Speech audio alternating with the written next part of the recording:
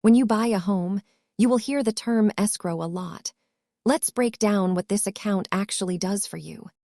At its simplest, an escrow account is a neutral holding tank managed by a third party to ensure funds are handled correctly.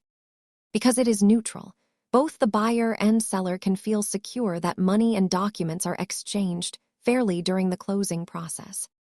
After you buy the home, your lender may use an escrow account to collect monthly payments that cover your recurring property costs.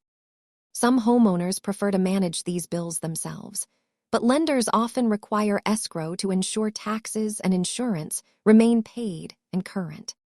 Your monthly mortgage payment is often split between the loan balance and your escrow account, which holds money for your yearly expenses.